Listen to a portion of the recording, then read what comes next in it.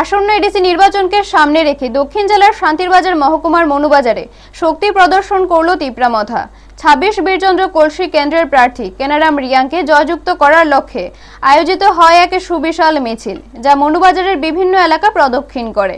মিছিলে উপস্থিত ছিলেন প্রার্থী কেনারাম রিয়াং, তিপ্রামথা বিধায়ক রঞ্জিত দেববর্মা, দক্ষিণ জেলা টিসিএফ এর সভাপতি অরূপ দেব এবং দক্ষিণ zonal joint chairman Harendra Reang সহ একাধিক দলীয় নেতাকর্মী।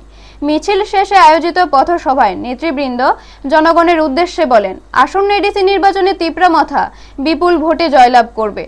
তারা শিক্ষা, স্বাস্থ্য, পরিকাঠামো উন্নয়ন, বিশুদ্ধ পানীয় জল সরবরাহ এবং পয় নিষ্কাশন ব্যবস্থার উন্নতির প্রতিশ্রুতি দেন। বিধায়ক রঞ্জিত দেববর্মা জানান, এলাকায় রাস্তাঘাট, ব্রিজ ও কালভার্ট নির্মাণ ও মেরামতের কাজ জোরদার করা হবে। পাশাপাশি দারিদ্র্য বিমোচন, কর্মসংস্থান সৃষ্টি এবং মানুষের জীবনমান উন্নয়নের লক্ষ্যে বিভিন্ন পরিকল্পনা বাস্তবায়ন করা হবে বলেও তিনি আশ্বাস দেন। ব্যুরো রিপোর্ট, নিউজ তৎকাল 24।